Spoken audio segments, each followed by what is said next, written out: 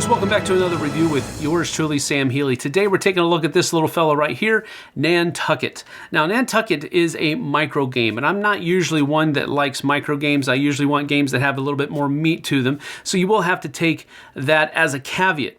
But I am also a sucker for nautically themed games, of which this is one, because each player is taking on the role of a captain of a whaling ship that's going out and trying to make the most money. And money is points. Points are you're also building up a town that is around your port and so forth and so on, building different buildings into it. You're going to be getting victory points for those buildings and some of the effects that they give you. You're going to be getting victory points for copper coins that you have at the end of the game. So there's something that's possibly going to be there that I like. So let's get down to the table. We'll take a look at it and we'll come back with some final thoughts after that. Let's get it to it.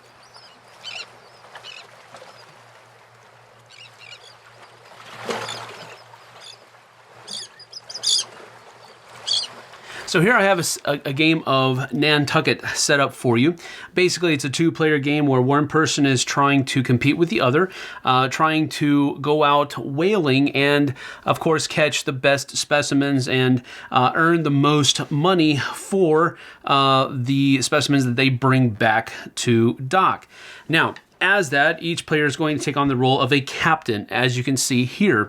And it is a worker placement game where you're going to be taking your captain and placing him on one of these places out here, doing the action. And then once both players have done that, they go through a whaling phase where you take your ships, which are going to be comprised of the coins that you actually have, tossing them and seeing which side they land on, whether heads or tails, and then comparing that to a chart that is in the game as well as to what kind of whale they are going to get, and then what is the reward for capturing that whale.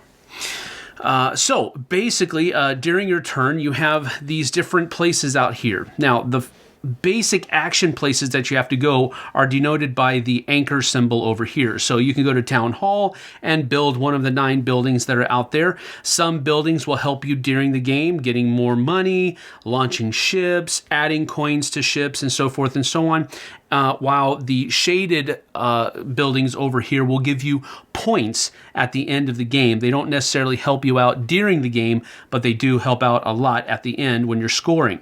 You can also go to the warehouse and simply take a silver coin, a dollar, or you can go to the dockyard and launch a ship with up to 4 coins on it.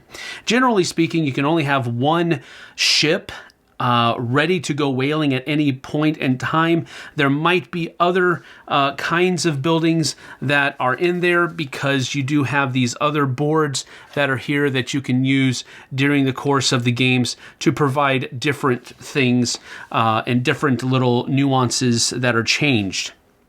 So, for example, maybe I will simply go to, for my first action, I'll go to the dockyard and I will make a ship of 4 coins, up to 4 coins, and that's my turn. Then my opponent has the ability to do the same thing. So he can possibly go to, maybe he wants to go to building a building. So he will, let's say he'll use 2 coins. And he uses 1 to place it on here. Now, you might be asking at this point, how do people tell the difference? Well, this side of the coin is the heads side, even if it's the copper one that actually has a tail on it, but that's the head side. The other side, like this, is the tails. So when the blue-coated guy here, when I build a building, I'll put it out here like this, which denotes that this is my building, that's my opponent's building, and so forth and so on. Now that both of us have taken an action, we go into the whaling phase. Well, as you can see, my opponent here did not launch a ship like I did, so I'm the only one that has a dog in this fight, so to speak. So I'm going to take my ship, which is these tokens, and I'm going to toss them like so. All right. So then I have these are, I have 3 silver heads and then 1 copper, 3 silver tails and then 1 copper head. So I look at this chart here, and it says if I have 2 copper heads, 2 silver heads, 1 copper head, 1 silver head, 1 copper head, or no heads. All right, so I have 3 silver tails. Those don't do any good. I have 1 copper head. All right, so I have 1 copper head here, which means I got a bowhead whale, which means I take a copper. So I'm going to take that and put it into my supply here. And then all of the coins that I used, one of them has to come back to where I go. And then the rest are used. These that I did not use stay on my ship, however, and then that's the end of the whaling phase. And so at the end of the round, both of these come off. Oops, took the wrong token. And now we go into another phase. The captain, first player token, shifts over to my opponent, and now he's able to place as well. So maybe he wants to go over here and take 2 silver. So he does that. And then I'm going to go back and let's see. This time I'm going to build a building. I'm going to use my copper here I'm going to go here to the tavern, which basically says that I can change 1 tail to a head this whaling phase. But in order to use that, I would have to actually have my guy there to actually do it. So I won't be able to do it this turn. We're going to go into the whaling phase. Again, I'm the only person that has anything. So I have 1 silver tail and 2 silver heads. So if I look here at 2 silver heads, I get another copper. So that's going to come here to my supply. One of these stays on my ship. Another one comes back, and then this stays as well. So now that is the end of the whaling phase. These come back like so, and this shifts over.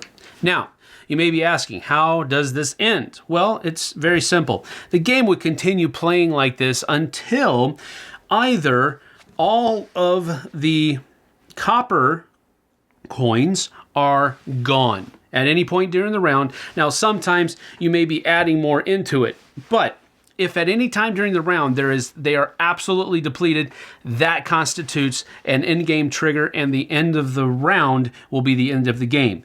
The other way that the game can end is by all 9 of these buildings being built, and once that happens, the round is finished, and then the game is scored.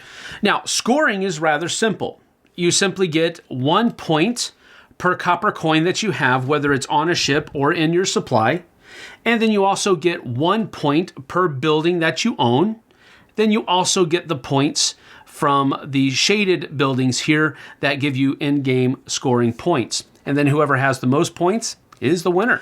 So, did Nantucket change my mind on micro games? Unfortunately, no, it did not. I still, after playing the game, I wanted more. And not more of this game, I wanted more game. Now, I will say that the theme is interesting. I like nautically themed games. I do. So when I was playing this, I kept thinking, wow, I really wish they would have a regular sized board game that was about this with beautiful artwork and maybe not, miniatures or anything like that, but maybe some nice wooden pieces that, like ships and that type of thing. And maybe we could even go into different regions of the ocean to find different places to fish and all of that kind of stuff. And that's basically the one pro that this game has in it, from my opinion. And that is, I simply wanted a nautically themed game with this theme on it. I want a bigger game. And so it left me with that. So that's a kind of a pro. That's really about it. I mean, the gameplay is easy enough. It's simple enough. Don't get me wrong. It's mechanically sound. Yeah, that's a pro.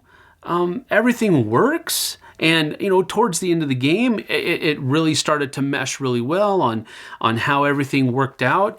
I guess you could say there's multiple paths to victory in, trying to score as many copper coins as you possibly can, or you can try to do a mesh of a whaling strategy and a building strategy, because you do get 1 point per building, and then some of those shaded buildings give you even more points for those buildings.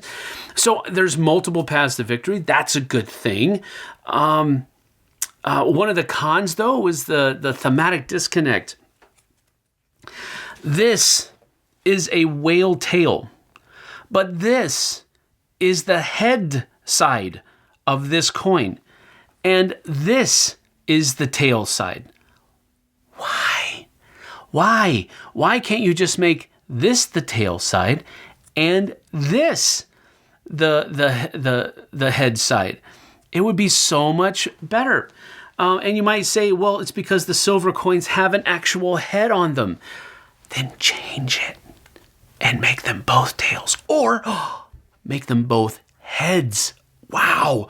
And then you can call this side heads, and you can call this side heads because it'll have a head on it. I know it's probably a minor quibble. Maybe some of you are laughing at the ridiculousness of me actually making that a con, but it was so confusing. This chart, and I know you're making a micro game, but why not have that chart as a player aid for both person? It could be just a little card. It could be just one of these. Make another size of these. There was plenty of room in the box. Make another size of these and have the chart right on here for each player. Why not? Don't understand that at all. Now, a pro is that these are the rules. Okay, and it's a micro game, so you're kind of already hoping that that's going to be the case. So that's a pro. Short rules, easy to learn, easy to teach. Those are all good things. The problem is that at the end of the day, I want to play a different game, not this one. I want to play a different game with this theme. I don't want to play this game, and that's just where I'm at. Mechanically speaking, it's sound. I actually did kind of enjoy. I didn't think I would, but I did kind of enjoy tossing my ship. The coins make up the ship, and you toss your, but you're flipping a coin. That is all you're doing in the game as far as it is. So it's basically, it's probably better than that, but it felt like it just 50-50. Maybe I'll get what I want. Maybe I won't. Not fun. I really wanted to enjoy the game. I don't, and I apologize for that. This is going to be, I can see where people are going to like it, because people sometimes, they go bonkers over these tiny little micro games, because they're so mobile, they're so versatile, and the different kinds of actions and the different kinds of activities you can bring them to and so forth. But for me, this only bolstered my dislike of micro games, because it basically still did the same thing that other micro games do. First of all, they're forgettable. And second of all, for me, and again, this is my opinion, they're forgettable. And second of all, I want to play, with this one, I want to play a bigger game with the same theme, which would completely make this one obsolete. So again, I do apologize that I don't enjoy micro games. I said that at the very beginning. Don't hurt me. But again, I wanted to like it. I just don't. It's a solid 5 for me. Maybe if I'm in a bad mood, it's a 4. But I'm going to give it a 5 because I can see where it's going to appeal to some. It just does not appeal to me. That is Nantucket. See you guys on the flip side.